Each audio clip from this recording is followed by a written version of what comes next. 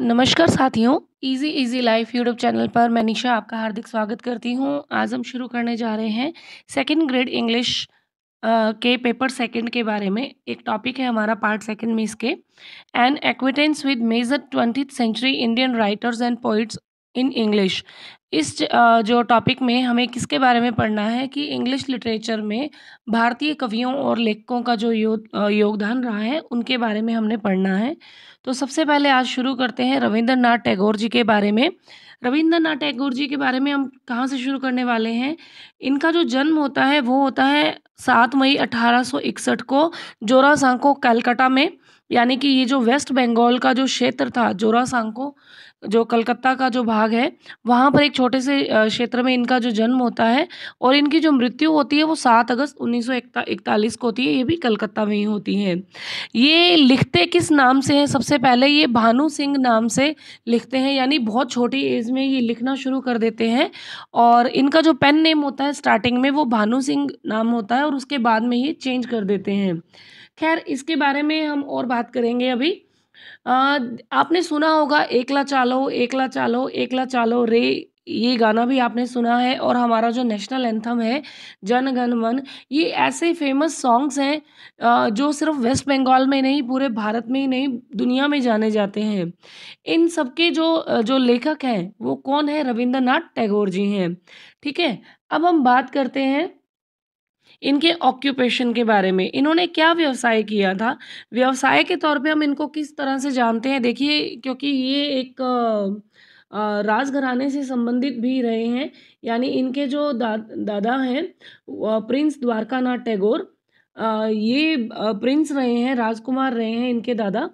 और इनके जो पिता हैं वो हैं महर्षि देवेंद्रनाथ। ठीक है, इनके फादर साहब का नाम है रविंद्रनाथ टैगोर जी के देवेंद्रनाथ जी इनके फादर रहे हैं। और इनके जो दादा हैं वो राजा राम मोहन राय के काफ़ी अच्छे दोस्त रहे हैं। जो राजा राम मोहन राय को जो हम जानते हैं कि एक थिंकर रहे हैं, ग्रेट सोशल रिफॉर्मर रहे हैं, फाउंडर ऑफ ब्रह्म समाज भी हैं। इनके साथ इनके दादा की काफ़ी बनती थी, तो वो ब्रह्म समाज का, उपनिषदों का अध्ययन इन्होंने किया था, तो जिनका असर रविंद्रनाथ टैगोर की लाइफ पे भी दिखाई देता है। और इनके ऑक्यूपेशन में हम क्या पढ़ते हैं कि ये एक पोइट भी रहे हैं, ये एक नॉवलिस्ट भी रहे हैं, एसेइस्ट भी हैं, स्टोरी राइटर के तौर पर भी जाने जाते हैं, कंपोज़र। अभी हमने बात की एकला चालो गीत, इनके बहुत सारे ऐसे गीत हैं। अमार सोनार बांग्ला, जो वर्तमान में बांग्लादेश का एक राष्ट्रीय गीत है। पेंटर भी रहे हैं, फिलोसोफर भी रहे हैं, लिंग्विस्ट यानी भाषाविद भी रहे हैं, सोशल रिफॉर्मर समाज सुधारक भी रहे हैं, एजुकेशनलिस्ट यानी शिक्षाविद भी हैं और ग्रामेरियन भी रहे हैं। इनकी वाइफ का नाम था मृणालिनी देवी। ठीक है, और इनके नोटेबल वर्क्स में हम किस किस को लेते हैं? देखिए, बहुत सारे आगे इनके वर्क्स हम पढ़ेंगे, लेकिन जो बहुत नोटेबल वर्क्स हैं वो हैं गीतांजलि, घरे बैरे, गोरा, जनगण मन और रविंद्र संगीत। इन्होंने संगीत के ऊपर काफ़ी लिखा है। ठीक है, यानी काफ़ी इन्होंने गीत लिखे हैं जिन्हें रविंद्र संगीत के नाम से जाना जाता है। आपने सुना भी होगा कि बड़ी बड़ी सिटीज़ में रविंद्र मंच बनाए जाते हैं, यानी कि जैसे जयपुर में एक रविंद्र मंच, एक थिएटर है जिसके अंदर परफॉर्मेंसेस जो हैं वो की जाती हैं, लोक कलाओं को प्रदर्शित किया जाता है, थिएटर आर्टिस्ट वहाँ पर काम करते हैं। रविंद्र संगीत में बहुत सारे संगीत के प्रोग्राम्स होते हैं, तो ये रविंद्र संगीत नाम से जाना जाता है, रविंद्र मंचों को भी। अमार सोनार बांग्ला, जिसके बारे में हमने अभी बात की कि ये बांग्लादेश का एक राष्ट्रीय गीत है। और नोटेबल अवार्ड्स जो इनके मिले हैं वो कौन से हैं? नोबेल प्राइज़ इन लिटरेचर इनको मिला था 1913 में। किसके लिए? गीतांजलि, जो ऑफरिंग सॉन्ग्स हैं गॉड के लिए, ठीक है, उसके लिए इनको मिला था, नोबेल प्राइज़ मिला था। और इसके साथ साथ एक और चीज़ यहाँ पर बताना चाहूँगी। He became secretary of Adi Brahma Samaj and condemned the Hindu caste system and other Orthodox customs. यहाँ पर ये क्या है, आदि ब्रह्म समाज के सचिव भी रहते हैं और यहाँ पर हिंदू कास्ट सिस्टम यानी हिंदू जाति व्यवस्था की आलोचना भी करते हैं। और दूसरी जो ऑर्थोडॉक्स कस्टम्स हैं, जो कुरीतियाँ हैं, जो रिवाज हैं, कुलीन जो रूढ़िगत जो रिवाज थे उनकी भी आलोचना करते हैं। He wrote in both Bengali and English. बहुत नोटेबल पॉइंट ये है कि ये बंगाली में भी लिखते रहे हैं और इंग्लिश में भी लिखते रहे हैं। इनकी बहुत सारी जो क्रिएशंस हैं आगे हम पढ़ेंगे जो बंगाली में लिखी गई थी, लेकिन जिनका बाद में ट्रांसलेशन जो है वो इंग्लिश में किया गया था। इसी तरह से इन्होंने अपने अर्ली टाइम में, यानी कि बहुत छोटे थे जब ये, तब अपनी चाइल्डहुड में इन्होंने एक बन फूल नाम से एक नैरेटिव पोइम लिखी थी जिसमें 7,000 लाइनें थी। और इसी तरह से ये क्या लिखते हैं, भग्न हृदय, ये भी एक एक्सप्रेशन ऑफ जॉय एंड सोरो, यानी एक्सप्रेशन है ये भी। भग्न हृदय नाम से एक और कविता लिखते हैं जिसमें दुख और सुख दोनों के बारे में बताया गया है।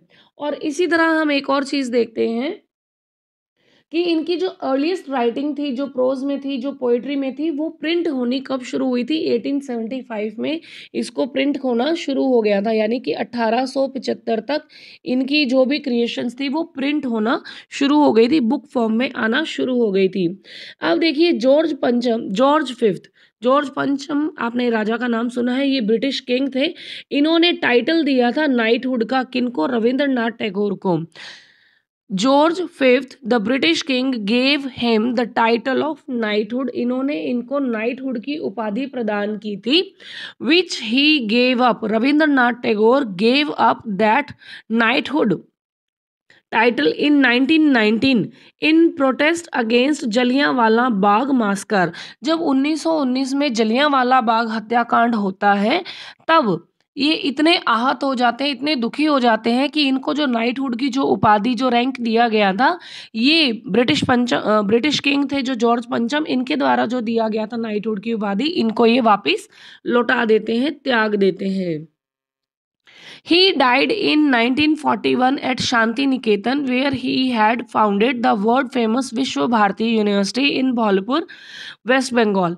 पश्चिम बंगाल के ही भोलपुर में ये विश्व भारती यूनिवर्सिटी जो इस्टेब्लिश होती है, शांति निकेतन में ही इनकी यहाँ पर 1941 में मृत्यु हो जाती है। और हम इन्हें कैसे जानते हैं, ए वर्सेटाइल जीनियस, यानी कि एक बहुमुखी प्रतिभा के धनी थे, इतने विद्वान थे। He was a great poet, novelist, dramatist, short story writer, music composer and patriot.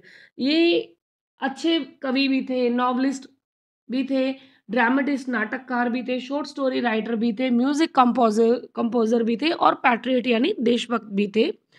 He songs are संग एज रविंद्र संगीत, इसके बारे में हम पहले बात कर चुके हैं। अभी आप ये देखिए इंपॉर्टेंट वर्क्स जो इनके दिए गए हैं, ये किस नाम से जाने जाते हैं, रविंद्र संगीत के नाम से जाने जाते हैं। देखिए ये इनके संध्या संगीत है, प्रभात संगीत है, शैशव संगीत है, ये सारे कैसे जाने जाते हैं, ये जाने जाते हैं रविंद्र संगीत के नाम से। इसी तरह से इन्होंने एक जो इम्पोर्टेंट वर्क है इनके, शार्प एंड फ्लैट्स, मानसी, ये बहुत इंपॉर्टेंट है, ठीक है। गनेरबाशी, ये 1890 में लिखा, ये 93 में लिखा। कल्पना, ये 1900 में आया। इसी तरह से शिशु जो है ये इन्होंने 1903 में 1903 में लिखा था, द चाइल्ड नाम से इसको कंपोज किया गया था। ये जो पोइम्स मैं आपको आगे बता रही हूँ, देखिए बहुत सारी पोइम्स है। संध्या संगीत हमने पढ़ लिया, प्रभात संगीत देख लिया, शैशव संगीत देख लिया, कादियो कोमल, मानसी, गनेरबाशी, सोनार तारी, चाय लाली, कहिनी, कथाओ कहानी भी काफ़ी इंपॉर्टेंट है, आप इसमें लिख सकते हैं कथा।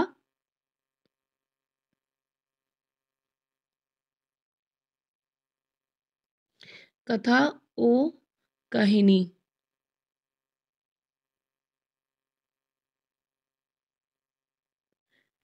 कथा ओ कहानी, ये भी बांग्ला में लिखा गया था। इसी तरह से कल्पना है, नैवेद्य है, स्मरण, शिशु के बारे में हम ये बात करने वाले थे। शिशु जो है वो इंग्लिश में लिखा गया था जिसको बाद में बांग्ला में ट्रांसलेट किया गया था। लेकिन जितने भी मैंने अभी नाम बोले हैं, बालक है, स्ट्रे बर्ड्स है, पतालका, पूर्वी, महुआ, बम्बणी, द प्रेजेज, है ना, आरोग्य, जन्मदिने, ये सब बंगाली में लिखे गए थे जिनको बाद में इंग्लिश में ट्रांसलेट किया था। लेकिन जो शिशु नेम से जो पोइम है इसको पहले इंग्लिश में लिखा गया, लेकिन बाद में इसको बांग्ला में ट्रांसलेट किया गया। इसी तरह से इनकी कुछ नॉवेल्स आ जाती हैं। नॉवेल्स में इनकी है गोरा, द ब्रोकन नेस्ट, है ना, the home and the world, ये इनके नॉवेल्स आ जाते हैं इम्पॉर्टेंट। रविंद्रनाथ टैगोर जी के। इसी तरह से इनकी कुछ प्लेज हैं, जैसे the Jannes of Valmiki, the sacrifice, the post office. कुछ शॉर्ट स्टोरीज हैं, काबुली वाला, ये तो बहुत ज़्यादा फेमस इनकी कहानी रही है। The homecoming, the my reminiscences in his autobiography.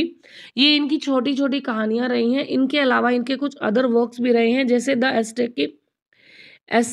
Asterisk, the Natir Puja, Malini, the cycle of spring, Karna and Kunti,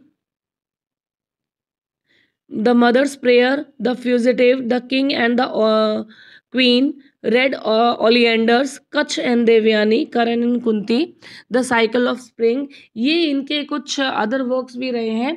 तो आज के लिए इतना ही। चैनल के साथ जुड़े रहिए, लाइक शेयर और सब्सक्राइब करना ना भूले। तो आज के लिए इतना ही। धन्यवाद, हार्दिक आभार।